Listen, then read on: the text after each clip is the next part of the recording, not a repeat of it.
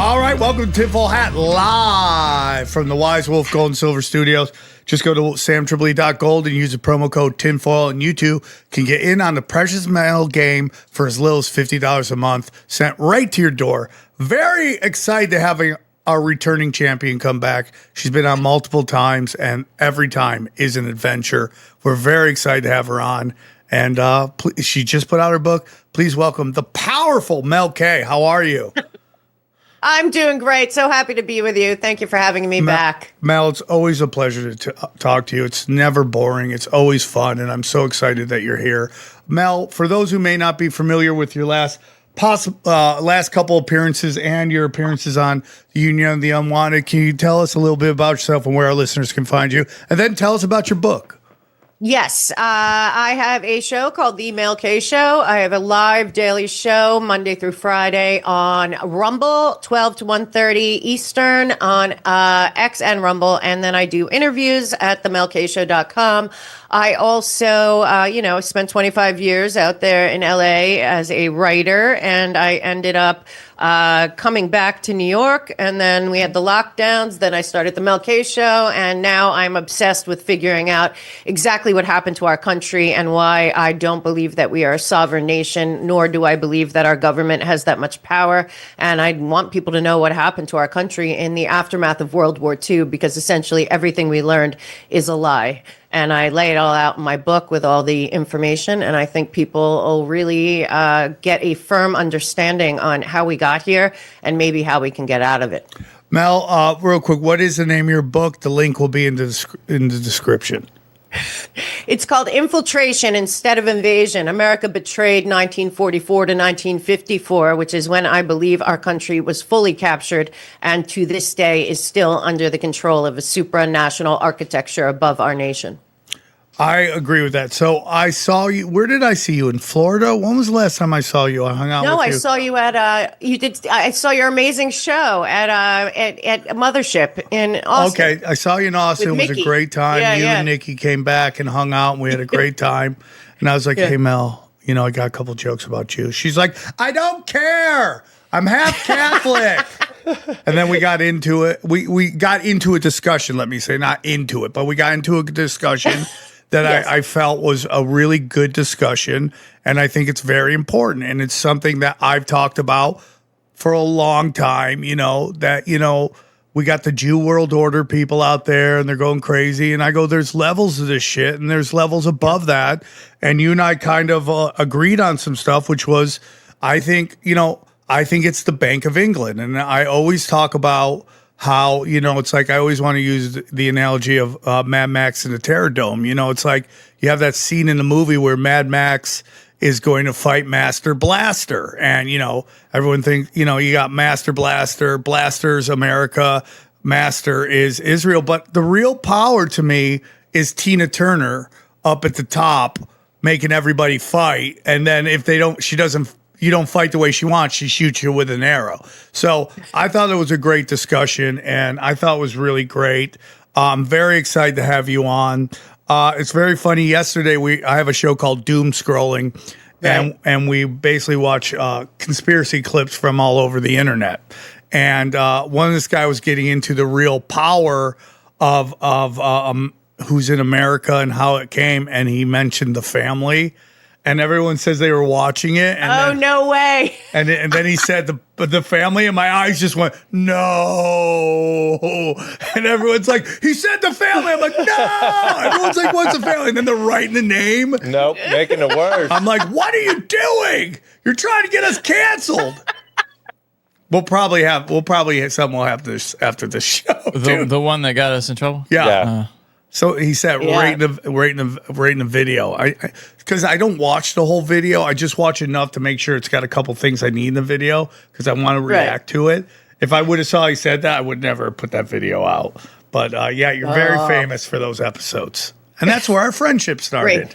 Yeah, it is. Yeah. Well, the craziest part is if it wasn't for you, I don't know if I would have ever done a show, because then you were like, well, come on, Union of the Unwanted. And then I was like, God, I have so much more to say. So thank you. You're great at it. You're great at it. You're a really good, really great researcher, and you're very entertaining to listen to. So Where do you want to start? Well, I want to start with why I wrote this book, okay? Because it's really important that we understand everything that we learned about World War II, particularly after World War II, is a complete and total fraud on the American people. In fact, we have been lied to, looted, dragged into wars, all of this because the war for profit model that went into play before World War I has never ended. And it really created a post-World War II capture of the United States of America. And I think people need to understand where all our money has gone, what has happened to this country, and why it seems no presidents and our government has no power to change anything, no matter who wins. And so I dug into that. A lot of times when I speak, I open with the JFK speech from 1961 when he says that there's a monolithic and ruthless conspiracy. And he goes on to say it's infiltration instead of invasion, subversion instead of elections, manipulation instead of free choice, and guerrillas by night instead of armies by day. And people always said that that speech was about communism. But I'm reading it and I say it, I know it by heart by now, and I'm like, no, it's not. It's not about that. It's about something else. And I started digging into it, and kind of it led me to Switzerland during World War II. And I think that I understand what happened and where we are and why it's endless war for profit and the people just keep getting screwed. So I went through and I got all the documents and I lay it out, and I pin it on essentially two brothers that the Dulles brothers, two Wall Street lawyers. Scumbags.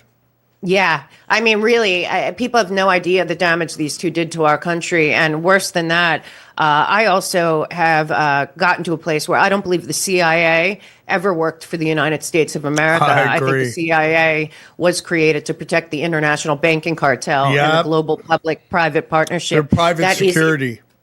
Yeah, it's an architecture, but be above all nations, that was created while our great grandparents and grandparents were dying on the, in these horrible battles in Europe. And these guys were creating a protected architecture above all nations that still exists to this day on our own soil. And most people don't even know it. I don't even know if the presidents know it, but I know that multiple presidents have come and gone and done nothing about it. So I put a book out there. Hopefully, at least the people will know that the Dulles brothers sold our country out, and I believe when they walked in after World War II to the two highest unelected positions in the United States of America, the Secretary of State was John Foster Dulles, and the head of the CIA was Allen Dulles, that the State Department, CIA, USAID, National Endowment for Democracy all became tentacles of the international banking cartel and ceased to work at all for the United States of America until this day.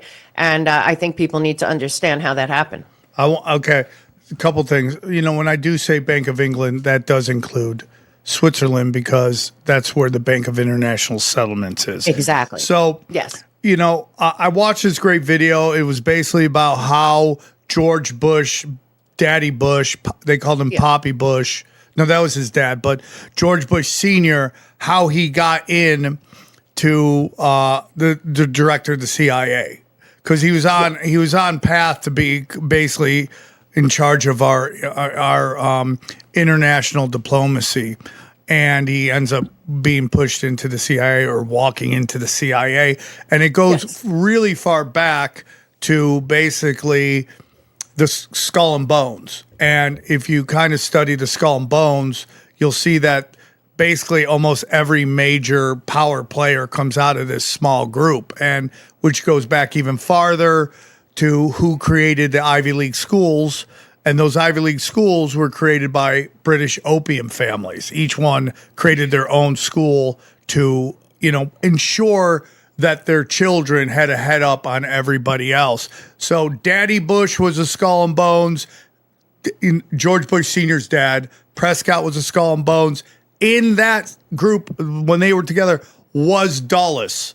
Allen Dulles was in the Skull and Bones when Prescott Bush was in the Skull and Bones, to the point that when the OSS folded, Allen Dulles took all of the best spooks and moved the OSS office to Prescott Bush's bank. They had office space in the bank and this is the bank that was working with the Nazis, by the way, that got in trouble for working with the Nazis. So, and then we'll get into your research, but so there's this organization in the government that has zero oversight, and it's called the Presidential Intelligence Advisory Board, and they're the ones who help I'm air quoting like a motherfucker right now, help digest the intelligence that's coming in.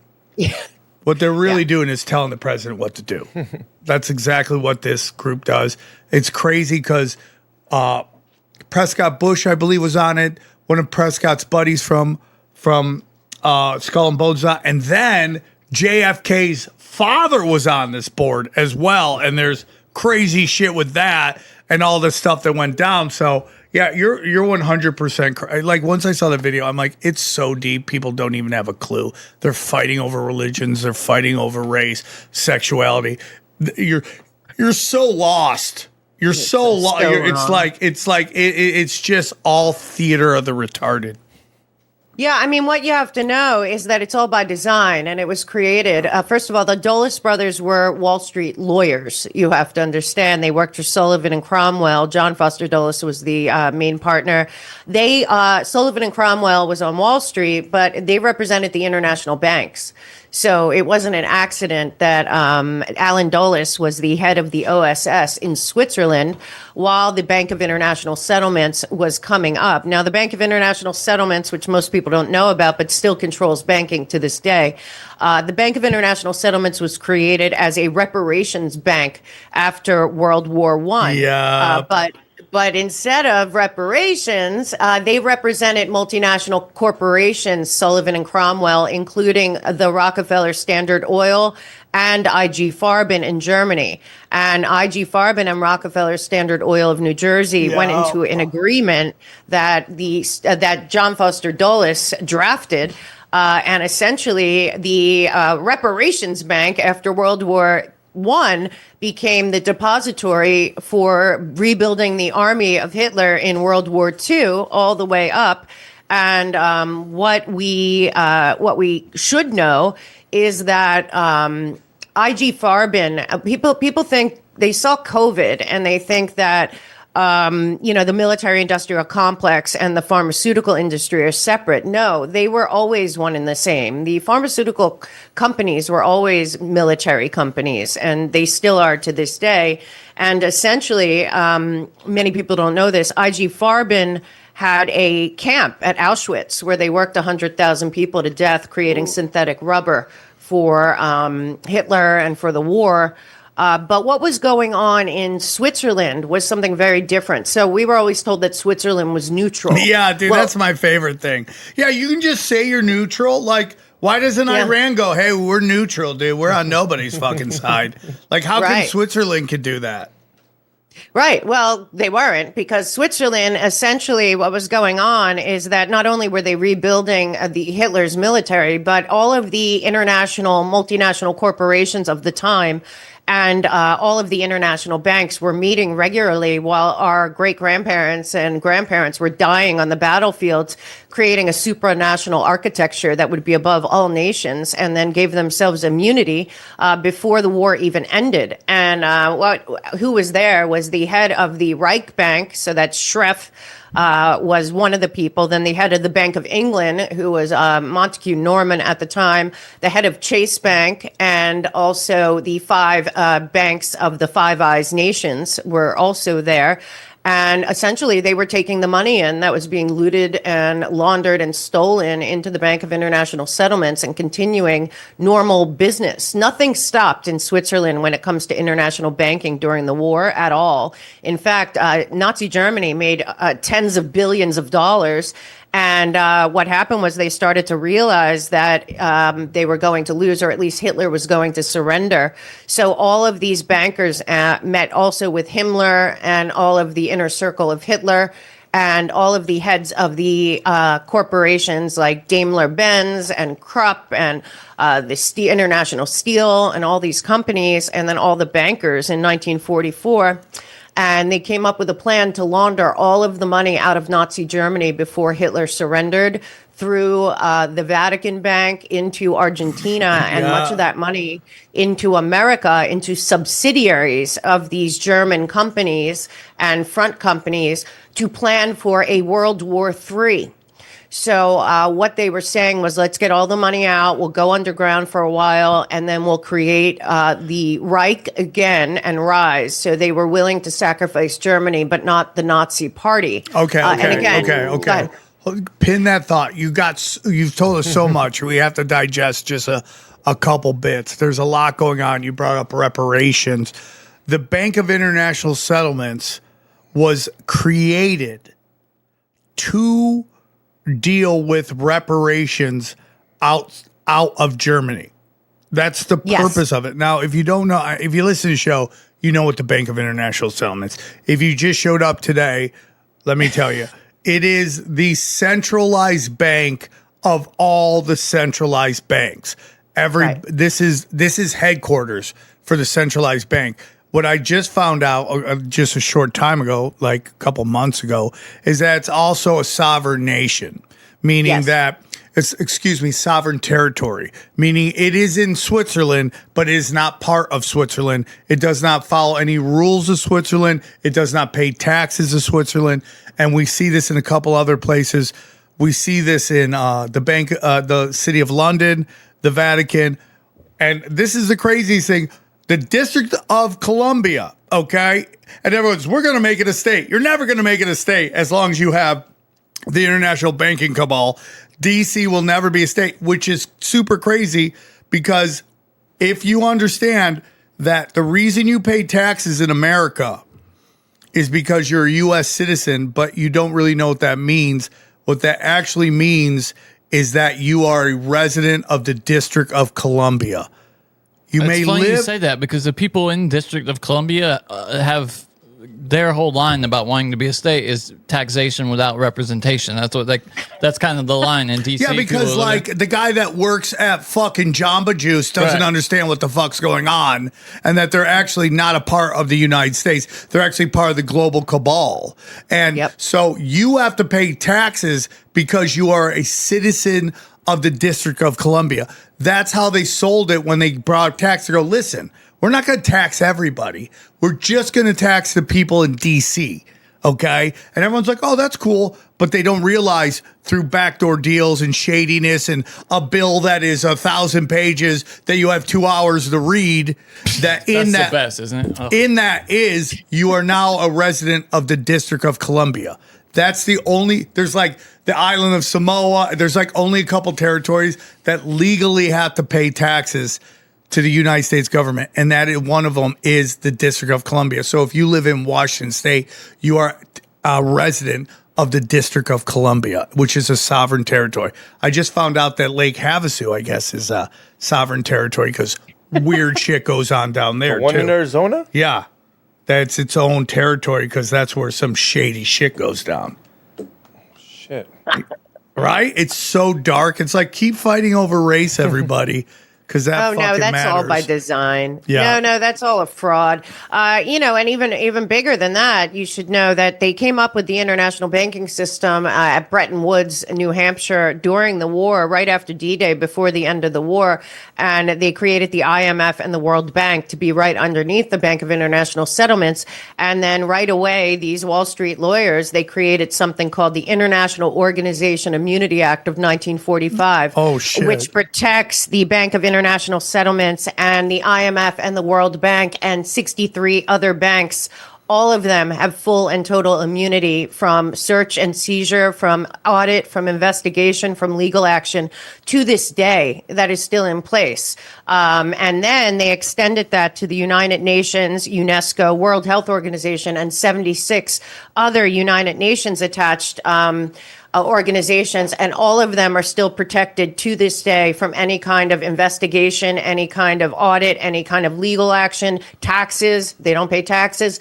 And on top of that, a lot of them are in U.S. soil. So both the IMF and the World Bank are in Washington, D.C., and the United States government has zero jurisdiction over them, cannot even go on their premises without permission. That also includes the UN. They can't investigate them. They can't audit them. They can't have legal action against against them. They're completely immune because of this 45 International Organization Immunity Act that is still in power. So on U.S. soil, there's about 100 international organization and banking organizations that are totally immune, yet on U.S. soil, but we have no jurisdiction over them. Yeah, 100%. And that means we're not a sovereign nation, at all. I completely agree, dude. And it's levels to this shit.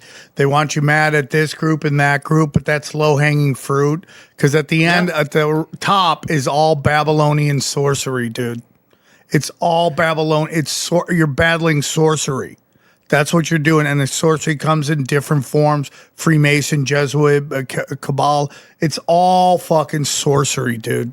And and it just bleeds into all these Abrahamic religions, manipulates these religions to do certain things, to fight with each other. Do you know why? Someone told me this the other day, and I thought it was fucking, I think it was Gerald that was on a show, Gerald Michael. He goes, do you know why you can't draw the Prophet Muhammad? And I go, no, why? He goes, because if you did, you would realize he's pale skin and redheaded. He's not from the fucking region. And then you have a Queen Elizabeth going, hey, I'm a direct descendant from the Prophet Muhammad and Vel the Impaler. I mean, like, what a crazy family tree. Like, those are literal words. She literally came out and said that. The Prophet Muhammad is a relative of the royal family. Well, they sure love him. If you've ever seen Prince Charles King Charles talk about it. Well, wouldn't you love your cousin too, dude? You'd be like, that's my cousin, dude. Yeah. Show him some love. Sometimes they love him a little too much in the royal family, if you know what I mean. Oh, Jesus. It's so deep, and you're these people fighting over stupid shit. You know, we just had a show on where we were talking about how they don't want you looking into the past at all. You know, they don't want you to know history, and they're erasing it. Yes. We don't know history, and that's a big part of why I wrote the book, because the truth is that since 1953, the State Department has not worked for us. They are part of this international globalist entity, and they have looted and laundered all of our money. In fact, they set it up so that the United States, essentially, their goal was the Fourth Reich. After they laundered all the money out into America and elsewhere, the goal was to rebuild the Third Reich for a Fourth Reich, and a third try at what the goal was, which was destroying Russia, turning it into little pieces, stealing all of its natural resources, uniting Europe, and then running the world between Geneva and Brussels, using the Bank of England and the Vatican Bank for the financial side, and then using the blood and the money of the U.S. taxpayers to fund it all. And that is exactly what's happened. The U.S. taxpayers have paid for the entire Cold War, which, of course, was a war on a tactic, not an enemy, and the enemy changed anytime they felt like it. Then we paid for the entire war on terror, which was a war on a tactic where they changed the enemy whenever they wanted to, eventually turned it on us in 2016. And worst of all, it was already planned long ago. The entire global warming thing was already a thing by the end of World War II. And we paid for that too, the entire thing, including the rebuilding of the entire Europe after World War II, and the German Marshall Fund, which we rebuilt Europe and built the EU. And then we funded the entire global warming thing, which has always been about capturing all the natural resources on the planet for an eventual totalitarian, technocratic system of global governance through global public infrastructure. So all of this was built, I believe, by the time the Dulles brothers entered the White House in 1953, the country was totally captured. And that's exactly when regime change operations started. The first one being the Dulles brothers represented with Sullivan and Cromwell BP Oil.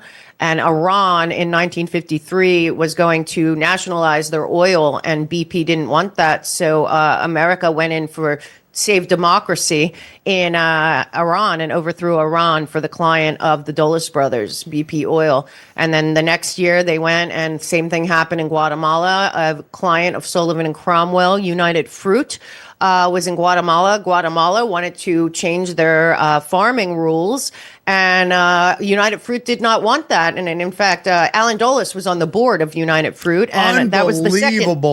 That was the second regime change, and there has now been 89 regime changes since 1953 that were essentially CIA, the Five Eyes nations, NATO, which is a Nazi operation, as everything else was, and also our State Department. So, I mean, all of this is about the international banking cartel and the global public-private partnership of the banking cartel. So, they turned it on us in 2016, and what I see, you might not know. I think they turned it on us in 2001. I think that was the beginning of this, where we get into the Patriot Act. And then that was the next phase in the operation. I think when I talk about 2016, they turned the entire regime change, the operation that they've been doing in Europe and in South America. When Donald Trump won the election in 2016, I don't know if you know this, but a whole bunch of CIA operatives that have been working in Ukraine and Europe to set up World War III since the end of World War II, essentially, they wrote a letter to General Flynn right after Donald Trump was elected in 2016, essentially saying that Donald Trump could not be president, that he was existential threat because he would change the foreign policy in Europe, and that they would not allow him to do that. And they wanted to have an emergency meeting. Flynn ignored them. 3 weeks later, Flynn was gone. They sent the same letter to McMaster. He ignored them. And as Steve Cash, who runs the CIA NGO known as the steadystate.org, he said that the CIA guys that have been running Europe, Czech Republic, and Ukraine and everywhere since the fall of the USSR basically turned the entire operation on the United States. So, Operation Gladio. Yeah. That's and we've been in it since then. Yep. Hey, guys, listen. Life insurance is a part of life. It can be uncomfortable to talk about, and it can be very difficult to figure out. And that's where our good friends at Ethos come in. They match you with the best insurance company out there for the lowest prices. So let me tell you about Ethos. Ethos makes getting life insurance fast and easy, 100% online. You can get a quote in seconds, apply in minutes, and get same-day coverage. There's no medical exams. You just answer a few simple health questions. You can get up to $3 million in coverage, okay? Some policies are as low as $30 a month. Ethos has a 4.8 of 5-star on Trustpilot and over 3,000 reviews. So here's what we need you to do. Help protect your family with life insurance through Ethos. Get your instant free quote at ethos.com/tinfoil. That is ethos.com/tinfoil. Application times and rates may vary, and we thank them for sponsoring the show. Listen, here's the whole thing. There's things that Trump does that I have major problems with, okay? And people always, I get called a fascist, a Nazi, all this fucking shit in LA. And it's so funny because I'm for as little government as possible. Me too. I want to isolate. I don't want to go and do everything that Mel's talking about, overthrowing governments for fucking peaches or whatever we overthrew it about. That's where Banana Republic comes from. Because we overthrew a country, take over the banana fucking industry. Like, I don't want any of that. I don't want taxes. I don't want fucking any of that, okay? So I'm the farthest thing from a fucking fascist, okay? I can call out both sides. I personally would like to live in a conservative society with a fucking liberal rebellion, okay? Meaning that there's the fucking artists and everybody creating art. But most people can't handle progressivism. They aren't built to understand this demonic shit that's getting pushed on them, and they just fucking spiral out of control. I just was talking to a friend of mine. Her friend works in either Portland or Seattle in a mental health facility, and he says the majority of the people that are coming in are trans that cut their junk off. Whew. Okay? Of So course. they were lied to, told they were going to be unicorns, and they got their fucking horn clipped, and now they're just a horse, and they don't know what the fuck to do with it, okay? And it sucks. But we told you that was going to happen. We said this was going to happen, man, and you didn't listen to us because propaganda is so powerful, dude. It's so powerful. It overrides your basic instincts to survive. Breed, have children, do all that shit. Kills it, dude. Kills it. But real quick, so, I'm going to say something. Do I have problems with Trump? 100%. If they had I didn't vote for either of them. I don't vote for presidents. I don't trust anybody in that position. That's just me. But, if they had an election today, Trump would win again. Nobody wants Kamala Harris in. And you can go, well, this, and this, Strait of Hormuz and all that shit. I totally agree with that. But we haven't had boots on the ground, okay? We haven't had boots on the ground. We know that fucking USAID now is fucking funding every cultural uprising around the fucking world. We now know that the fucking Southern Poverty Center is behind all this fake ass fucking cultural chaos, okay? Dude, it's so bad. They're there to fight Nazis while they're simultaneously funding and fucking Nazis. Like this chick's literally banging this Nazi and has a fucking bank account with him. It's amazing. With a Nazi. Yeah. One thing I push back on is that I think it's possible that we may never see boots on the ground again, ever. And I don't think that should maybe be the standard because we can kill just as effectively now civilians. And I agree with you. I mean, there's something to that. There's something to that, but traditional war has been boots on the ground. Again, I have problems with Trump, but I like his comedy. Okay, I do. I think he's funny. Oh, he's hilarious. I would rather have a funny one than him a fun. with journalists is the best thing. Yeah, 100%. So it's that we listen. If you follow Q, and we all know Q was like a fucking Jeffrey Epstein, fucking Bannon, fucking PSYOP, but it was Operation Trust, and they had to tell you what was going on. That's the point of Operation Trust. They actually tell you the truth to corral all the conspiracy theorists to pacify them. So all this shit's going on. But, dude, more and more people are talking about all this shit ever before. And guess what? You would never have fucking had that come out if Trump wasn't in office. He's a chaos magician. I hate to tell you guys, if we had Kamala Harris, we would be hearing none of this. The media would be running cover. There's actually something very good about when the media doesn't like the president. They actually call him out on shit that he's doing. You've never seen that I saw people going, oh man, Obama, if he was in, Obama, he should get back in the White House and have a cookout on the front lawn. I'm like, he already did. It cost him $65,000 for fucking pizza and hot dogs. Like the fact that you don't look at Obama as who is a fucking Bush. He's a Bush. And you don't look at him like you look at all the other guys is absolutely insanity to me. So when I say that, that's what I'm saying. I don't vote for presidents. I'm actually an anarchist now. After this election, I have no faith in voting. Welcome. As long as you have fucking mail-in ballots, you're never going to have a real election again. Ever again. Right. So I don't believe in any of it. But like Trump makes me laugh. I have a lot of problems with stuff that he's doing. But there's things that I like. And you know what, man?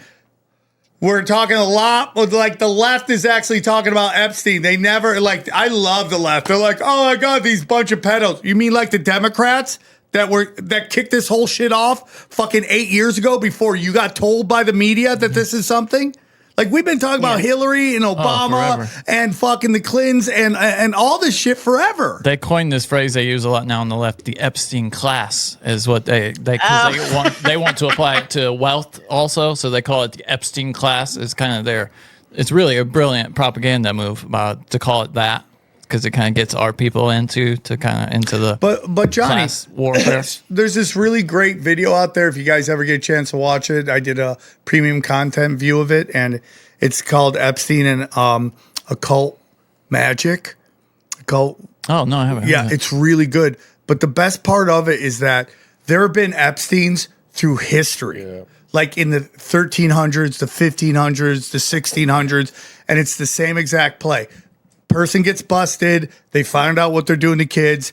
Him and his cohorts get taken out. and the fucking clients never ever get in trouble, dude. And it's been happening for hundreds and hundreds and hundreds of years. The elites get away with this fucking shit. But the fact that they think it's a Republican thing is, oh my God, is so retarded. ridiculous. So dumb. It's just unbelievable. Yeah, but you know, from all of Epstein's files, and because we all have been covering it for 10 years, Epstein was like I said, the Dulles brothers, Alan Dulles, created the CIA in tandem with the Five Eyes nations and with MI6 and likely Mossad. So I think that entire thing is an international intelligence operation above nations that doesn't serve any of our nations, is really protecting that architecture of post-World War II power. So to me, Epstein, like when people are trying to decide who Epstein worked for, it doesn't matter. He was part of this architecture that has protected itself. And Robert Maxwell worked with MI5 and the KGB and the CIA. He worked with all of them. Mossad, he worked with everybody. Same thing with Epstein. Because it wasn't created to protect nations. It was created to protect the banking, international banks from the people. The whole thing is that. And, you know, we also, you're bringing up propaganda and all of that. Something else that I found, Alan Dulles was obsessed with, you know, MK Ultra comes out of Nazi Germany. They did tens of thousands of experiments. They had all these different behavioral scientists and all kinds of things. And we are under right now, it seems to me, the Colonel Aquino, you know, the Satanist that ran the United States Army psychological operations in the 50s under Alan Dulles and them. He went to to a castle of Himmler. And this is true. And he summoned demons, Colonel Aquino, and then came back to America and wrote that Mind Wars, which is exactly the psychological operation that MK Ultra evolved into to capture the entire country. And I really do believe that that was a extension of the whole background of what Hitler and all of them were doing when they were summoning demons. Hitler was in Tavistock in 1913 with Hess. Which is where the genesis of MK Ultra started. There's a painting of him. They're like, oh, it's a fraud. Okay, doesn't fit your narrative. In sitting on a bridge, he was MK Ultra too. They all were, dude. And the goal was to create Manchurian candidates and programmable humans, and they did it. Yep. And they did it. And you know, if you go and look at the D-class of Colonel Aquino's Mind Wars, it's exactly what we've been living through. You know, when you go and I know you've seen it, when you look at Yuri Bezmenov, when he tells G. Edward Griffin in the 80s that the operation to destroy America would be the first phase demoralization, and that would take 3 generations, essentially. What he was saying was that it would take a generation from kindergarten all the way through high school to be brainwashed from the beginning to the end, and then the country would be demoralized. Well, now we have the Democrat Socialist of America, which is a globalist-funded progressive movement taking over New York and Los Angeles and other places. Well, you know, it's the same exact totalitarian platform as the National Socialist Workers' Party of Germany, which is actually what the Nazis were. So a lot of this goes back to this European socialism of the Reich, and recreating it again and having people not fully realize. And all of the MK Ultra stuff with the LSD, I learned, was really a long-term plan to medicate all children from birth in the United States and around the world. In fact, Eli Lilly was the one supplying LSD to the CIA. Well, 20 years later, they start prescribing Prozac. And a lot of people believe that that was the through line, was to get as many people on mind-altering drugs as young as possible without it being obvious. Think about this. What is all of Silicon Valley doing? They're all on Adderall, and they're all on microdosing. Yeah. Which is exactly what Haight-Ashbury was a giant open-air fucking experiment in the effects of psychedelics and methamphetamines. Yep. And that's what was going on in Germany. I mean, it's all connected. And the really seriously disturbing part is that I feel that a lot of people from our own country were really in on it and they knew what they were doing. In fact, I think the Dulles brothers were on the side of the Nazis. So it's very hard for people. They've made such a caricature of the of Nazis, but Nazis really are totalitarian, eugenics based ideology. I mean, you brought up IB Farman. I mean, like, they had a German board and they had an American board, and the American board was full of people from like fucking the New York State Federal Reserve heads were on them. Major bankers, major corporations were all on this board that funded Hitler. Had a best friend, and that best friend was best friends with FDR. Shit. It was 1 degree from each other. Yeah, and they all met in Switzerland all throughout the war, and as if nothing was going on. I mean, what was going on in Switzerland was them creating a supranational banking system, and you know, it really goes from there. And when you talk about, you know, all of this stuff that we're seeing now with USAID and CIA, this was all created in about 18 months while we were in the United States celebrating some kind of win. They were figuring out how to loot and launder our money for the rest of our lives and steal our birthright and make sure we didn't notice. And you brought up earlier progressivism. Well, that came in with Wilson, who was a total traitor. And he brought in not just progressivism, but Wilson also brought in the Federal Reserve and the IRS. Biggest treasonous scumbag. Yeah. Wilson and then don't forget, is the worst of all of them. Closeted, probably traitor. Closeted, blackmailed. Nobody wanted to know he's getting up in that ass. And he basically signed 2 bills on Christmas Eve when everyone was home. He signed the Federal Reserve bill and he signed the tax bill where people had to start paying taxes. And nobody voted on it. Right. And the Federal Reserve is not federal nor a reserve, nor does the United States have jurisdiction over it. So, I mean, but everyone is allowed this to go on. And that is the most disturbing part. The person running the Bank of International Settlements that was taking in money from the Nazis, taking in money from the Bank of England, pushing money around, took all the gold that was stolen from Czechoslovakia and other places. United States. Was an American. There's no gold in Fort Knox. Dude, we had a big story on that. Control Alt History did it, where like one day Nixon puts us on the gold standard that was probably going to happen, but he literally went down to Fort Knox and goes, "Let me see the gold," and they're like, "There's no gold here." So this story comes out in the New York Times in which a whistleblower says that the Rockefellers stole all the gold and gave it to all the European elites.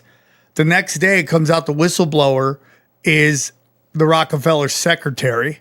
And then the next day after that, she conveniently jumps off her balcony and dies. Right. Couldn't live with the guilt of betrayal. She couldn't live with the guilt, dude. She was just so devastated that she had to jump. And so that's why, and then Trump's always like, we're going to audit the Federal Reserve. I go I could do it for you. Here it is, 0. There's no gold there. That's why we're on the oil standard. And then you can get into the Saudis. You want to get into MI5? The Saudis, the head of the House of Saud, the first king was a British spy installed by MI5 to control Mecca. Okay? And like we've said before, greatest gig of all time. Greatest gig ever. You were in charge. You were put as the head of the House of Saud. That was your job. He just signed up to be an intelligence agent, and then they're like, "Here's your assignment. I'm running the House of Saud." Yep. And now your descendants are the richest people in the world, and just get to do weird shit with fucking hot Instagram models for the rest of your life. I mean, dude, you are just living the greatest life of all time. You know what I'm saying? Like, I mean, all the borders of the Middle East are fake borders made by the Bank of England. But also after the USSR, we've been fighting a war in Ukraine. Ukraine's never been a sovereign nation. It's never been a democracy. In fact, Obama overthrew with NATO the government in 2014 and then replaced it with Americans. So I don't even know. We're not fighting to save a democracy in Ukraine. We're fighting to continue the endless war for profit model that these international banks have been running since World War I. So again, they just don't want us to realize that, I guess. Yeah, and like everyone's talking about Gaza as they should, and everyone's talking about Lebanon like they should, but nobody's talking about the 1.5 million Christians that have been thrown into the meat grinder in the Ukraine, like grabbed off the street, thrown right in to die. I mean, nobody's talking about that at all. And we talk about, everyone's like, if Kamala Harris is in none of this stuff in the Middle East, bullshit. They called him Genocidal Joe because he was doing nothing about it. Like, what's the average age of the Ukrainian warrior? What's the average age? It's like 40, 35? No, I was talking age. No, how old they are, how they're just picking them up because they have no young people to fight for no more. All the young ones are dead. Hey guys, real quick, I want to tell you about our good friends at Jack Archer. Listen, okay, ordering pants online can feel like gambling. Will they fit? Won't they fit? Will they look the same after a few hours? Finding a pair that works shouldn't require all that guesswork. Jack Archer's Jet Setter Tech Pant is the everyday pant made to look polished, feel comfortable, and work across every part of your body. Instead of needing different pants for work, travel, and weekends, the Jet Setter Tech Pant is designed to do more with one pair. Built for the office, the golf course, date nights, and everything in between. Made with flexible fabric, you can stay comfortable and put together whether you're sitting at the desk, walking through an airport, or heading out to dinner. They're also wrinkle resistant, stain repellent, and machine washable, so you can spend less time worrying about your clothes and more time doing what you actually want to be doing. Pull them out of a suitcase and they're ready to wear. Spill coffee on them, you just wipe it off and you keep moving. The best part, they won't look saggy and worn out like other pants do. These pants hold their shape day after day, wash after wash. The Jet Setter Tech Pant has over 6,000 5-star reviews because it's exactly what guys are looking for. A comfortable, polished pant they reach for no matter what they're doing. Right now, Jack Archer is offering our listeners 15% off your first order with promo code GetJack.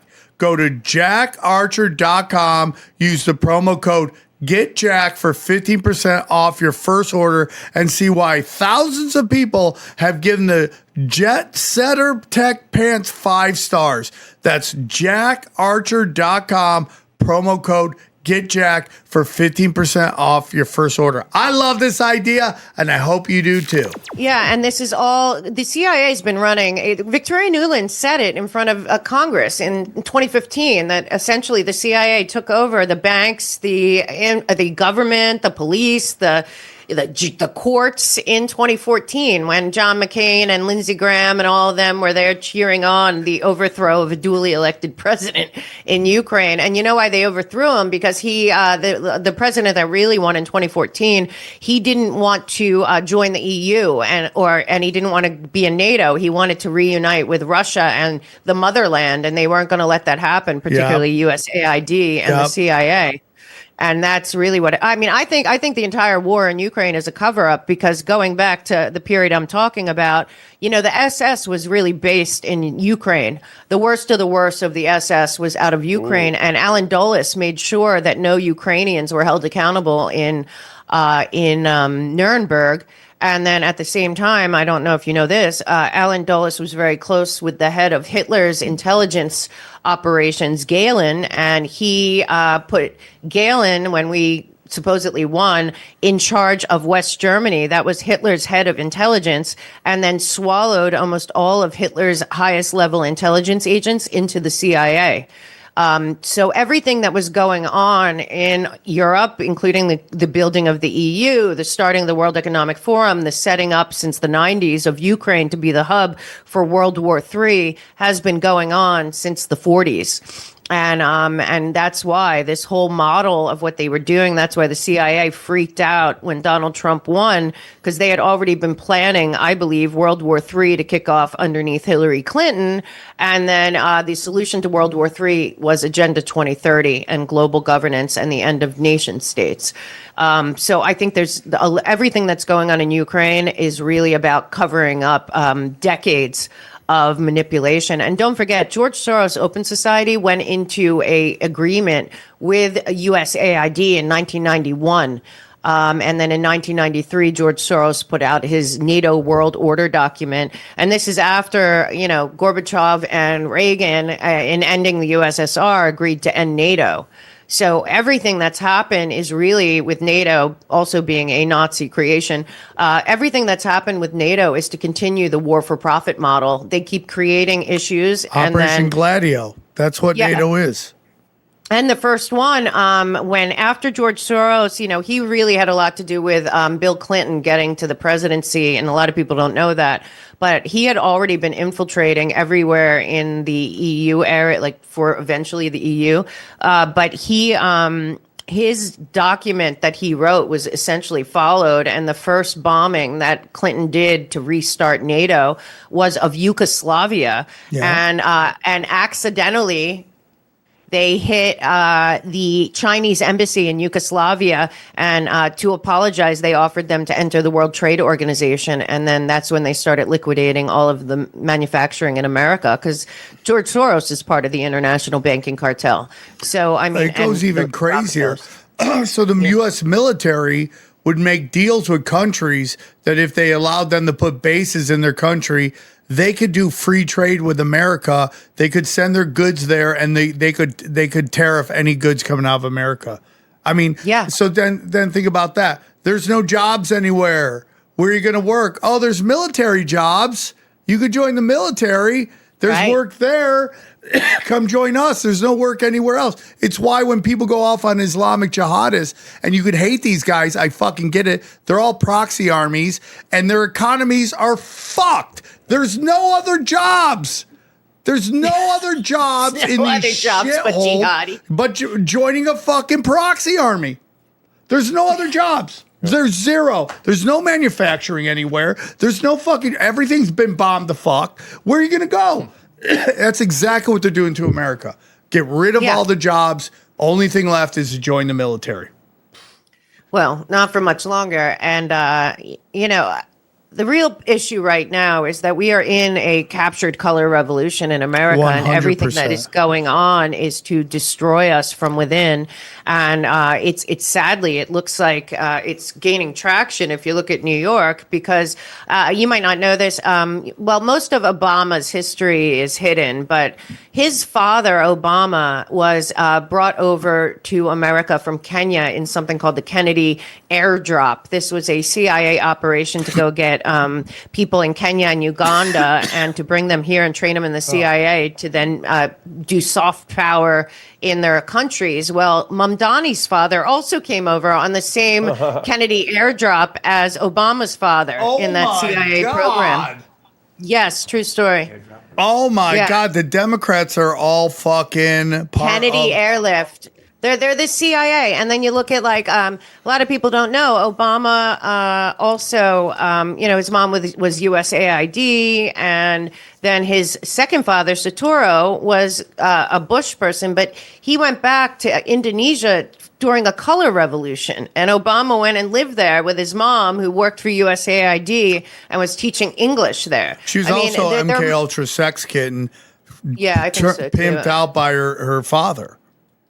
Yeah, and essentially, and a grandmother and the father worked for the bank and the East-West Institute, both CIA operations in Hawaii.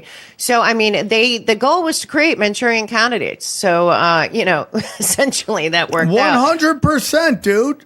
100 subversion. It's all subversion, infiltration, like your book says.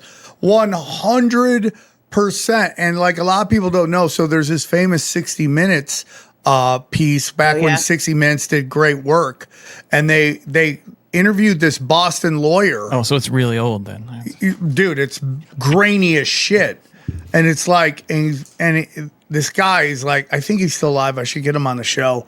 But he was talking about how like he just wanted to know what's going on with all these fucking Nazis everywhere. So he was doing deep diving. He kept doing Information Act on the CIA, and they eventually had to agree to it. And they told him, you can go in, but you can't take any notes. You get 1 day, this time to this time, to read as many documents as you can. You can't take any notes. So he goes in and he finds out that Eisenhower, Nixon, and Rockefeller are basically the people who brought the Nazis over in an operation. And that's why none of them changed their names.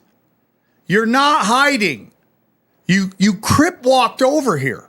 You fucking crip walked. Well, dude, they weren't ashamed though. Not Nuremberg. But that's the changed whole all thing, that. Johnny. They didn't even like. They thought that they were about to turn around and start fighting the Russians with the Americans. 100%. When they got their medals stripped out. I mean, Goering, when he surrendered, you know, he thought he was like a hero going into the enemy lines. 100%, and Johnny. then when they took his medals off, he was like, God, they couldn't believe it. That's why they didn't change their names. Yeah, they were proud. They had no, but something else happened. It's in the book, in the whole thing, Operation Paperclip. But I have to tell you that another guy that most people don't know about, his name was McCloy. He was put in charge of Germany by the U.S. when we were occupying it after the war. He went in. So 10 guys from IG Farben were charged and convicted in Nuremberg. He went in and got them out and put them back in their positions in their Oh my God. stuff.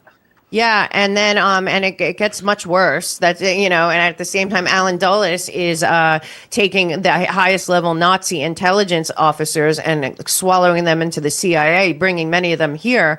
But what I learned, Annie Jacobson wrote the best book, Operation Paperclip, on that. That was 1,600 of the best scientists of Nazi Germany. But what it turns out is that that's just the tip of the iceberg. In fact, a lot of people, McCloy went in that were sentenced in Nuremberg, and he got them out and gave them, whitewashed their backgrounds, took their families and them and brought them to America. And there were thousands of them. In fact, they got a lot of professors. They got people that were the best propagandists in Nazi Germany.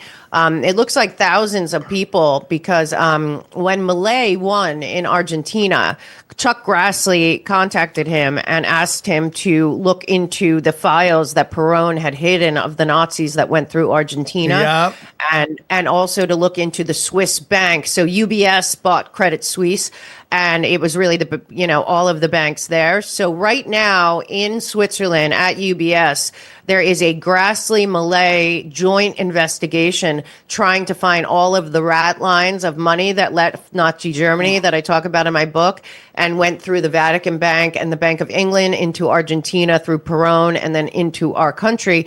But what it turns out is that they were bringing over people that started new divisions in colleges and universities. We didn't have anything called sociology or behavior science, or a lot of this came from Nazi Germany and experiments being done on prisoners all over Germany. So we also inherited their top-level propagandists, which a lot of them went into our media and into Hollywood with new names, whitewashing their backgrounds. And this is true. They're thinking probably there was at least 15 to 17,000 Nazis with their families that came into America through that program. And it was this guy, McCloy, and Alan Dulles that were, really involved there. And also, I think that they started setting up Ukraine to be the hub of the Fourth Reich before the end of World War II.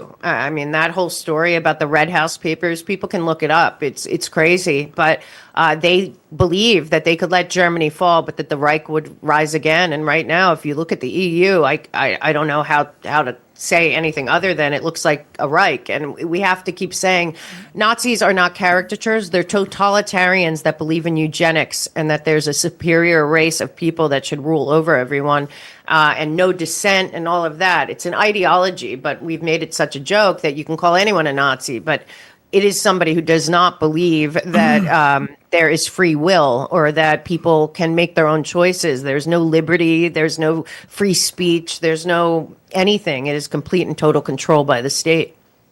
Yeah, I mean, it's so deep, and people just don't understand it. It's like everyone's like, we got problem with Nazis here. You're like, dude, they were funded by the Southern Poverty Center. I knew it, dude. Every time one of those videos come out, too coordinated, too well dressed to just randomly happen. I mean, yes, the Klan had an outfit. Filmed, always perfectly filmed. Perfectly filmed. Like, I mean, those are great. Those photos of the khaki protest with the tiki torches are wonderful photos. It's I mean, the lighting's amazing. Yeah. It's like unbelievable. Totally. And it's just, all you got to do, though, is just give people enough to prove that what they think is true. And all of this, too, is like, it's a manipulation of rich kids. That's what they're doing. When you're born into wealth and you have no care in the world, you become Don Quixote and you're fighting fucking windmills, thinking you're fighting monsters. That's what all these motherfuckers are doing. They're all these Antifa and BLM riots that were happening in Oregon. All the people rioting were the rich kids from people who worked at Nike, which is slave shit. And they're like fighting it's like, get the fuck out of here, dude. And it's always the rich kids that start the revolution. Poor people just are like, this is my life. I got to get the fuck out of here. You know, and you have like this whole thing with communism where it's like, we got to get rid of fucking poverty, dude. Listen, poverty sucks. But you know what comes out of poverty? Some of the greatest ideas you've ever heard of, some of the greatest athletes, some of the greatest musicians, because people have to work to change their fucking life. If you put them on universal basic income, which is a fancy name for welfare, okay? Right. Everyone's on welfare. Nobody gets out. You have no drive to change your life. You have no drive. That's what they're pitching us now, though, right? I mean, Elon Musk was on stage with Larry Fink saying everyone's going to have their own robot in their home that can raise their kids and walk their dogs and take care of the elderly. And I'm thinking, then why be human? Yep. Like, why be alive? Like, why would we want that? But I mean, that is what they're pitching right now. It's very weird to watch the two fighting oligarchs. So like Bernie Sanders and Kamala Harris and all them, they're fighting the oligarchs. And on the other side, they're fighting the oligarchs. And meanwhile, Agenda 2030 hasn't been interrupted at all. And I think we got to start looking at that because, you know, you said earlier about 9/11 being the time when things shifted. I certainly think that happened. But we have to also understand that the full track and trace surveillance that's going on, the 702, all of that, this, at least in America, people should be standing up against the surveillance system. And instead, I see people waiting in line to have their, eyes scanned, their retinas scanned at the airport as if like they never saw, Minority Report, that is the future of thumbprints are retinas. So it just seems to me like half of America doesn't even care and doesn't know that we're walking right into that. And the other half thinks it's their neighbor. So. Yeah.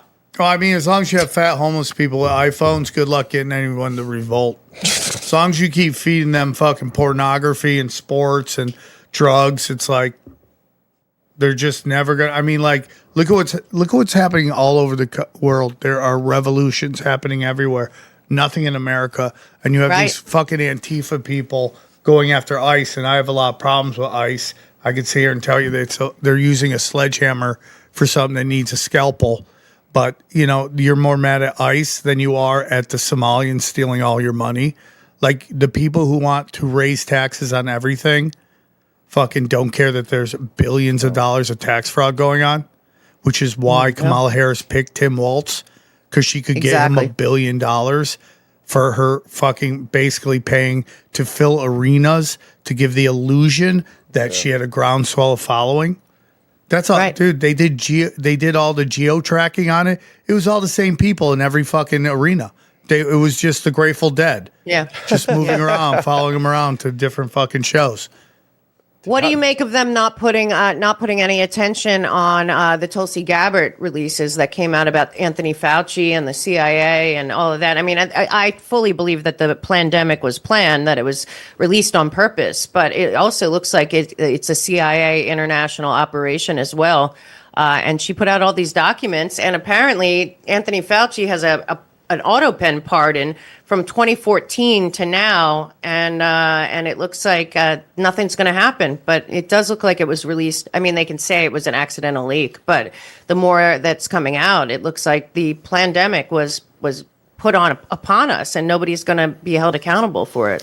Yeah, it's kind of crazy. If you ever talk to Monica Perez, she and Brad Binkley, they bring up something called the SPARS pandemic simulation. Yeah, I know it. Yeah, and they break it all down, and Fauci will be the fucking the Burning Man that they'll throw under the shit and all this stuff that you already hear them saying. We should set up a fund for the people who were affected by the COVID. It's all part of this fucking plan, dude. He'll be the fall fucking guy. Do you think he'll be alive to be the fall guy, or you think they're just waiting for him to be dead? No, he'll wait till he dies, and they'll be we gotta get him. You're like, but he's dead. Oh, but we still we'll dig him up and we'll fucking set him on fire. Whatever they're gonna fucking do. But yeah, dude, I don't believe in viruses. And this was all about putting in fucking bioweapons into your body. And Event 201, too. I mean, they did the whole run through. Yeah. It was the World Economic Forum, Bill Gates, Johns Hopkins, who gets the most grant money of any institution in our country, and the whole media, and Avril Haines, who's the CIA under Brennan, who Brennan, was the 12-year head of the CIA station in Saudi Arabia, and gave 13 of the hijackers their visas to come here, and then he ends up being the only intelligence guy supporting Obama, and then then we have 9/11 and all of that, and nobody. I mean, it's just at this point, I just don't know. In America, it doesn't seem like treason or sedition even are a thing, so everyone gets away with it. Because I always thought, go ahead. If Benedict Arnold was alive today, he would be on CNN. He'd be a talking head. For being like, just this Trump guy, he's out of control. Didn't you commit treason? Well, anyways, Trump, bad guy, right? It's and let's listen, the elites, they're all sorcerers, and they look at us like cattle. They're all sorcerers. They all practice, I'm not even kidding when I say black magic. They worship fallen. They worship entities. That's what they worship. And their job is to bring down humanity. They want to destroy God's greatest creation. That is at the center of fucking everything, okay? That's the center. That's why they're poisoning your food. That's why they're poisoning your air. That's why they're poisoning your water. And that's why they're filling you up full of chemicals. And that's why every guy is half gay. Because in the 1990s, I know that you're gonna think I'm crazy, but new metal, which was like Rage Against the Machine, fucking Limp Bizkit. Did you see the crowds? How insane those crowds were? That fucking alpha aggro energy that scared the shit out of them, dude. So now let's make everybody a fucking twink. Let's make everybody a twink, dude. At the hotel we were staying at. In Austin, nicest guys. An army of twinks were parking our cars. Oh yeah. Collectively, they could not lift a fucking bar and weight. I'm like, dude, you guys. Do you think there are cycles to that though? Because think of the 70s, glam rock, Bowie and T-Rex. Those guys all dressed like women. Same with the hair bands. Yeah, but that was Poison. Performative. That was different. Yeah. Look at the pictures of guys from the 70s. They were all rough, fucking fur everywhere. And they were boning, but they were boning. Johnny, have you listened to how women in their 20s talk about kids and how men in their 20s? Yeah. No, it's not. It's all the same thing. From what I'm talking about. I'm talking about the art, but yeah. Yeah, but I'm saying, that's what I'm saying. The art that was women's lib time. Was presentable. But they still wanted to have kids, Johnny. The women just wanted to sling pee. Okay, yeah, sling some pee, have a good time. Yeah. But they still wanted to be moms. Now it's like these girls talk. You watch these girls on the shows, like, oh my God, could you imagine having a kid? How gross that fucking is? What it does to your fucking body? I don't want to ruin my body. Your body's gonna get ruined. It's called aging. It's it's the way it goes to everybody. You can just shine it up, but still it's just is what.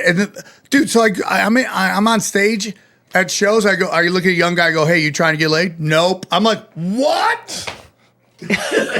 Like, I used to wake up, like, time to get laid. That's all I would do. And my whole life was just trying to get laid, dude. That's what these kids want nothing to do with it. If I would go back 10 years ago, guess what? In 10 years, women will hate kids and men don't want to get laid. They'd be like, dude, you're fucking retarded, okay? True. That would never happen. Now it's because they're all hopped up on chemicals, dude. And it's running psychological fucking, it's messing with their neurons and their chemical makeup, and it's all anti-human eugenics. Eugenics. Yep. 1,000%. Sorcery, that's the whole dude. Point. It's all sorcery. Eugenics on anti-human. On our own, though. We're making that decision. You used to think eugenics was like, oh, they're going to make you infertile. No, you don't even want to fuck now. Yeah, because you're full of chemicals. Yeah, eugenics was like, oh, they're going to infertilize you and they're going to make sure. No, now it's like you don't even want to do it. Yeah. But that MK Ultra thing I was talking about, that Dr. Juliet Engel, who was in the Haight-Ashbury experiments, said that the long-term goal was to drug people very, very young so that they wouldn't want any of this. I think it's just another eugenics thing. And then, in 2008, when they had the Good Club meeting with Bill Gates and Ted Turner, who's a huge eugenicist, and Buffett and Bloomberg and all of them, and they had that meeting, and they said the two things they were going to use to, depopulate or control population were pandemics and essentially climate change. So here we are, decades later, and it worked. Al Gore is still talking about climate change.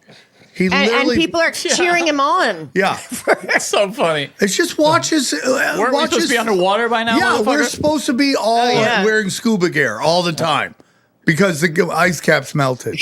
He's another one. That was a psyop. That giving the inconvenient truth and giving it an Oscar and having everyone, and it was all planned. It was all about transfer of wealth and natural resources to the international banks and us doing it willingly. With all our money. Don't forget, John Podesta got $300 billion during the 20 to 24 auto pen regime, and nobody knows where it went, but it was for climate change somehow. So, I mean, there's still just enough people that believe their pockets. And it's so funny. It's all our money. If you watch the media, they'll be like, and listen, I don't trust any party. Again, I'd rather live in a conservative world with a liberal rebellion, art and stuff like that. But most people can't handle progressivism, okay? With that said, if you watch the mainstream media, they would tell you that Republicans, and there is part of this war and stuff going on with the Middle East and whether we're captured by a particular country or not, okay? There is a feeling of like, this is some bullshit. But if you actually look at the numbers, the Democrats are rock bottom. And how can you tell that? Through their funding. Their national party has like $3 million. Like $3 million. So when Hillary kneecapped Bernie Sanders, and Bernie Sanders could have been a part of it, just like Al Gore was when George Bush. Al Gore could have voted to investigate his election. He voted against it. That's why they gave him that whole career after. Yeah. Right? He voted they gave him climate change. Yep. They're like, dude, good job. They petted on the head and go, good boy, good boy, good boy. And now he's got a career talking about mystical climate change. He lost it for a while, though. Remember, he grew that beard out and gained a ton of weight. And they probably reprogrammed him. Yeah, probably. Yeah, exactly. Okay, he went to school for theology, and he ended up being the climate change guy. So if you study, like... After Hillary Clinton kneecaps Bernie Sanders, which whether that was kayfabe or not, pro wrestling, okay, people were upset because the old joke is Bernie Sanders was filling up arenas while fucking Hillary Clinton was putting Sam Tripoli numbers in a fucking high school cafeteria. That's the old joke. Yeah, that's how I make fun of myself. I like that a lot. So she didn't have it going, and she really disenfranchised a lot of people, especially the moderates, dude, who did not like her. Yeah. Okay. So after that, the funding for the DNC hit rock bottom. Do you know how they started making money? They went to the cartels in fucking Latin America who was filling their coffers up with fucking money, probably through USAID. USAID sends it down. Through USAID. Exactly. So now you have it. They got no money. The DNC has no money. How do they get it now? Tax fraud. Stealing all this money in Minnesota, New York, and California. That's why Gavin Newsom's polling numbers are so bad, but Kelshi keeps telling you he's in a chance to win it, is because all the $300 billion that Gavin Newsom has stolen in California is being funded into his bank account and into the DNC to run all their funding and all their elections for upcoming so they can do the mail-in ballot shit and all that stuff. That's how they have to do it now. That's why Minnesota, that's why she grabbed, again, I said before, Tim Walz, because she knew he could get her $1 billion that she needed to fill these arenas up to give the illusion that she had a following going on. Yeah, there's also reports, and I think they're right, that $200 million was funneled back from Ukraine into the DNC when Kamala Harris was going. FTX.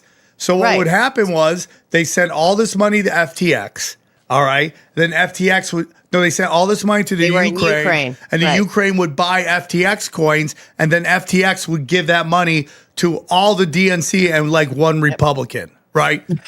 Right? Yeah. So that's how they fund. That's money laundering as well. And then if you want like BLM in 2000, 100%. A lot of that money to BLM went to the Democratic Party for Joe Biden. Yeah, it either went to the Democratic Party or BLM buy mansions in Beverly Hills in all white neighborhoods. Exactly. Right? Oh, you love black people so much, but you're living around white people. Gotcha. Right? So it's and then they got to pay for all the ballots that they have to fill out. Because, elections, they take forever. Like Argentina just had, or somewhere in fucking Costa Rica. Colombia had 30 million. Right, but you know what happened in South America? So now 7 countries have voted since Trump came back into office and ended USAID, and all of them have voted for the Trump candidate of that country.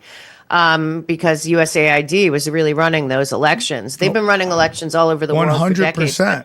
Cuba's now is people capitalist. Are voting for the best candidate for their country. You see that in El Salvador, in Peru, in Colombia, in Costa Rica. They're voting for the champion for that country rather than the globalist choice, and that is 100% because USAID got cut off. Yeah, so you have 7 countries in Latin America that were socialist, now are going capitalist. And then you have Cuba. The Cuban Communist Party voted for free markets, privatized owing, privatized business. And so you have all these countries that were either communism, and all socialism leads to communism. Right. All flipping, while fucking New York and LA are like, rich kids are like, we need socialism. Your family made money off of capitalism, you dumb bitch. Now, again, I've said it on almost every podcast, but I'll say it again. We do have socialism. It's called corporate socialism. Elon Musk is a fucking trillionaire because of government contracts. Oh, Sam. Yes, I know I'm dropping some fucking hammers on everybody here, but he's that's it.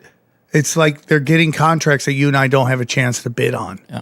And that's where all this money's coming from, because Tesla and SpaceX hasn't made enough money to warrant a fucking trillionaire. And that's why as soon as the IPO came out, all the normies got to invest in it, and then boom, it shoots down 30%. It's literally like a crypto scam. The whole stock market is. That's why they're pissed at cryptos, because it's just ripping off all their bad ideas that have you ever heard the LIBOR scandal, Mel? Oh yeah, of course. I've done shows on it. It's the craziest, it's unbelievable fucking story that you can't They're all even believe. such criminals. It's just so crazy. And what is money anyway at this point? I mean, what's coming is, I just feel like, I'm sure you talked about it with other people, but this tokenization of everything, you'll own nothing and be happy. It just seems like with all the distraction, the people that are winning are still the international banking cartel to this day. That's why I want Trump to rescind that International Organization Immunity Act of 1945. He can do that. He should actually rescind the 1947 National Security Act too. But that 1945 protection immunity, let nations that the IMF destroyed see their books and see what happened, because nobody's been able to look into any of those banks, including those banks that, the IMF with their loans have destroyed so many countries, and nobody can do anything about it because for some reason they got immunity. I don't know why. No banks should have immunity. No elected official should have immunity. I just, this whole immunity for the vaccine manufacturers, like, who's giving immunity out for anything? It should be all rescinded. People should have to deal with the consequences of their actions and their theft. I agree, dude. I totally agree. And I mean, if we have no accountability of anything, we're not going to have an accountability for COVID. We're not going to have accountability for the fake war and that killed millions of people all over the world for money. We're not going to have any accountability. When Rumsfeld died, I was like, oh, God. Yeah. Then Cheney died, and I was like, oh, now we're never going to have accountability for any of them. Yeah. It's just like, it Kissinger can't go on died. forever. Kissinger Peacefully. died. Oh, God, I know. The worst. Why his trans wife sat next to him saying goodbye. Goodbye, my love. I love you so much. Auf Wiedersehen. You made me feel like a woman. Oh my God, it's so creepy. When's the last time someone was held accountable for some crazy shit in America? I'll tell you who, Madoff, and you know why? Because he ripped off rich people. He was one of them. He ripped off the rich. That's why he's in jail. It's Madoff and Weinstein. Yeah, I guess everyone's like, bring back Weinstein when we had good movies and hot leads. I know. Not fucking mids. Okay. Oh my God, it's so bad. He'd make a good movie if he came back, I think. No, but it's like Izzy said in the last episode. You had this Me Too movement, which was a giant psyop. So fake. To go into totally eugenics, which is the start a war, divide and conquer between men and women. And you had all these upper class women of mostly white, some of other ethnic groups, crying about misogyny and sex this and sex that on the set. And then they're all quiet about Epstein, about what's happening in the Ukraine, what's happening with this giant gang essaying scandal in Europe right now. 250,000. And none of these women have come forward at all. Not one of them.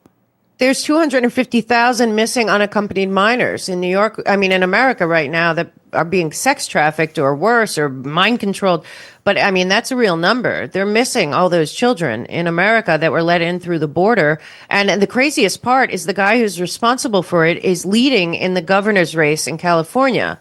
Becerra was the one that came up with the things where the children came in, they got them to Pomona or wherever they went first to process them. And the rule was that they had to get those kids out to so-called sponsors within 10 days. So they were trafficking children by the tens of thousands every single day, essentially between 2020 and 2024. I mean, it's that bad. I had a show with Lara Logan, and she said that, most of these kids probably aren't even alive anymore. And then if you want to get into like the homeless situation and missing children, look at the foster care program. A woman, one senator tried to do something about it. They went to her house. Schaefer. Yeah. She was dead. Her husband was dead. They said it was a murder-suicide. Yeah. That feeds the machine. These kids, 70 or like 80% of the children go missing are from foster care. I mean, Jared's from Subway was like, she doesn't have parents. You're like, what the fuck, man? Monsters walk amongst us. And most people, and so I've been talking about this a lot, about why Hollywood is okay with Satanism and why they're okay with pedophile shit in comedy and all that shit. It's because when you set up a system of political correctness and every meanie thing is outlawed, the only thing left is Satanism and pedophilia as the edgy shit. And the reason they're okay with pedophiles hurting kids is because kids can't organize. They can't protest. They can't hit up Amazon or Nike to get your fucking deal canceled, get you kicked off a fucking show. Kids can't do that. You know who can do that? White progressive women are really great at that shit. They just all sync up and they just get people kicked off for looking at people the wrong way. Jeremy Piven lost his entire career because she said he fucking touched her breast. His whole acting career, gone. The guy's one of the best actors to ever do it. Can't work. I mean, one of the first, and politically, I disagreed with him about nearly everything, but like Al Franken, that was the dumbest. Oh, right. Remember that? Look at how far we've come. That would be nothing now. Nothing at all. I don't even understand, and then we have the whole normalization of like this Bonnie Blue and all all of that. It's like we're living in Sodom and Gomorrah.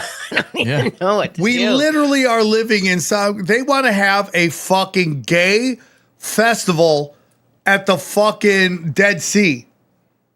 That is where Sodom and Gomorrah was. God flattened that motherfucker. Nothing could live there. And the gays are like, let's have a party. Let's fucking get weird in Sodom and Gomorrah. You can't write this shit. If I wrote that, somehow it would exact is like, dude, no one's gonna believe that. No one's gonna believe a bunch of gays are gonna go party at the Dead Sea where Sodom and Gomorrah was, where everyone was wicked. You think anyone would buy that story? You're like, yeah, I do. I do. Demonic shit makes no fucking sense, and they just keep fucking doing it. Did we miss anything? Anything else we got to push out of the book? What, me? Yeah. No. I just want people to understand that we are a captured nation, and if you want to know how it happened and why and what we can do about it, read the book. It's a first in 4. So I hope people check it out. Infiltration instead of invasion. I will buy it. Thank you. America betrayed 1944 to 1954, and there it is. It was there. Nice book. Yeah, dude. Okay. I mean, it's so deep, and you want to fight over fucking. Yeah, it's just hilarious. Like, all of history is a lie. All of history is a lie. You got everyone getting pissed at slavery now, and they want reparations. Why slavery is literally happening right now in Libya because fucking Obama illegally assassinated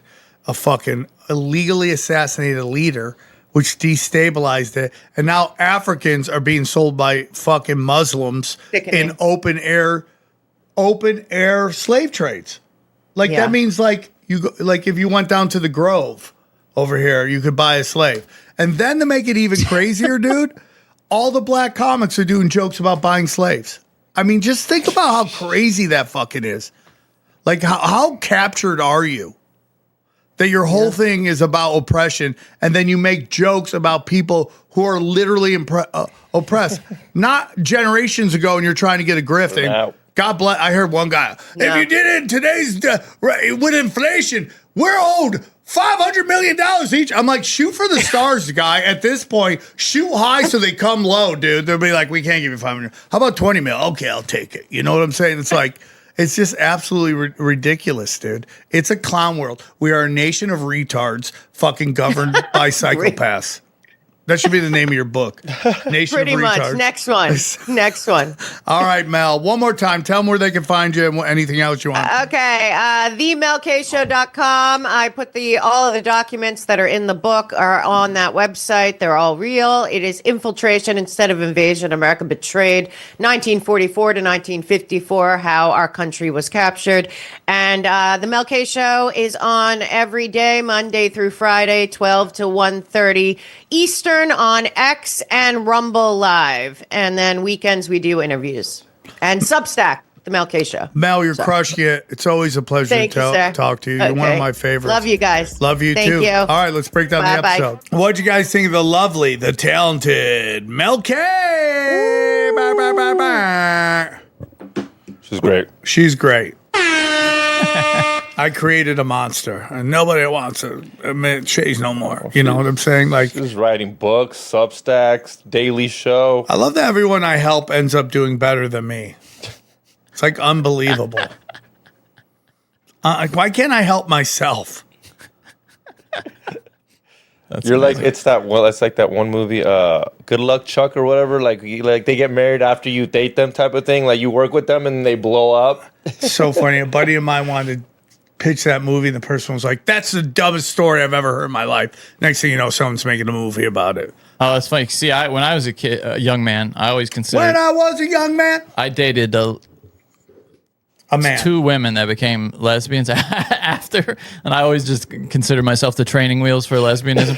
Johnny's got garbage dick. Nah, it's something. Yeah, I think it's because I'm super. I was open minded for where I'm from. It wasn't. Oh, that bad. So what happened? What Johnny's admitting to is he let her peg him, and she's like, "I like strap-ons." No. Like I wouldn't be judgmental. I'm not a judgmental person. Like in that way. Do you think Johnny's not a judgmental person? Not from where he's from. From where he's from, he's probably super open-minded. That kind of stuff. Like I'm judgmental, certainly, but not like moral stuff. But I just don't view that as a morality. I respect that. Did you see that smoking hot? By the way, I was about to say, did you see them being smoking hot? Did you see them being lesbians at all in the relationship? Well, yeah, not well, she really. constantly like, let's roller derby. And I don't want to get too personal about it because people from back home listen to the show, but it's no, I don't even want to. Yeah, I think there are other things going on there. Johnny other doesn't variables. want to come back to a city with pitchforks and knives. No, there's no city, believe me. But no, good and beautiful woman. Good and beautiful women. Guys, go to samtripoli.com. Going to Miami, St. Petersburg, Lawrence, Kansas. And then we're going to go to Bang Bang, Tulsa, Dallas, New Orleans, Austin. Yeah, bang. We did it. Also, jump on my mailing list. Give a shit, please, somebody. Just give a flying fuck about my life. Okay? Join the mailing list. Premium content. I put my content up against anybody's. Okay? Anyone in the conspiracy world, I think my shit bangs, dude. My thumbnails are fire. Brand new Kurt. Come on, go get it. Come on, the king of the twinks. Look at those twinks. They love Kurt. Look at him, dude. He's such a grown-ass man with a bunch of grown-ass lady boys. Johnny, talk about Cash Daddies. Oh, yeah. Cash Daddies is a podcast and a Patreon. It's 2 things. Do the calculations there, folks. And one of those things is Howie Dewey, who is a financial genius and a real-life retard. And he... Idiot savant, heavy on the idiot. And he will teach you about Wall Street and investing and retirement and IRAs and options trading and, puts and covered calls, all that shit, bro. That's why we love Cash Daddies. Go back to samtripoli.com. Watch Dying Laughing. Chaos Twins set some stuff up last week. Going to make it happen. Buy gold and silver.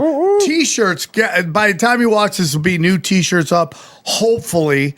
$20. That's all we're saying. $20 make you holler for a Sir AAA bacon shirt. What kind of world are we living in? Grab a local celebrity shirt. I need to grab more of those. I need to grab some local celebrity shirts and wear them on stage. That'd be so. I was thinking that you need more of your own T-shirts to wear. Johnny, shut up. Buy gold and silver, dude. Get in it. Precious metals. That's where it's at. Chemical free body and just anything you need. Bang. It's at the affiliates. Grab them now. Nuke Social, dude. What would we say it's on? Mastodon? Mastodon. Bro, if you're tired of the BS on Twitter and all the bots and all the stupid shit and all the censorship, go to nukesocial.com and you can get in on the greatest social media out there. Just pure, straight, street value stuff, dude. All right? We got soccer news on fucking Nuke Social. Yeah. We got everything. Look at that. Dude, it's real shit, dude. Jump on it. Love it. What else we got? Go back. Yeah, dude. Johnny, you got anything? Hit that like button, subscribe. We got a 7:10 show at the Post Peaks and El Monte. Come get tickets. El Monte, El Monte, homie. El Monte, homie. For you whites, that's El Monte. Yeah. El Monte. Yeah. Watch Deep Waters. Xavier Grail kidnaps Johnny and holds him over the fire, then talks like a black guy. Go on. I don't approve of that. Broken Simulation. Check that out. Also, I'm on social media at Johnny Woodard on Twitter and at Johnny A. Woodard on Instagram. Yes, guys. Yes, dude. And then go to World War Debate. grab that. We got the contender series coming out, and we got the new debate coming. We will be announcing the contenders. And then finally, go to the YouTube channel and go to our YouTube channel, please. Support us at Tinfoil Hat Official. All right. Is that another one? No. Tinfoil Hat YouTube? No. Okay. All right. All right, guys. Final things on Mel. I can't wait to get her book. You gonna read it? I'm going to try. Yeah, I mean, it'll be a challenge for him to read the title if he can get Johnny, past that. you know what? Suck it. It's a long title. I have to say. She's great. She's wonderful. We love her. We're blessed. She goes deep on that. Well, she gets all it, that dude. shit, dude. You know, people want to blame it on Jews. They're low-hanging fruit. You go above it. It's the Bank of England. It's the Bank of International Settlements. It's an international banking cabal. You got to know that, dude. She's got the names right on the tip of her tongue. Man. It's crazy to find out. Like, I mean, obviously she gave a number, but you'd assume it'd be like a couple Nazis. How many actually came here after the World War II? 17,000. That's nuts. And that's the one they told us about. How many of them like kind of snuck in or went somewhere else? Yep. I mean, there was a big 60-minute one on all the Nazis in Canada. They all moved there. None of them changed their names. Like, That's funny because she was saying a bunch of them changed their names. That's what do you think? Why did they change some of their names and not the others? I don't know. Von Braun, he was on trial. Didn't change his name. Sorry, dude. You know, maybe he's like too famous or something. Maybe he's like, fuck you and the click you claim. Fuck you and the click you claim. He didn't give a shit. All right, guys. Hope you guys enjoyed the episode.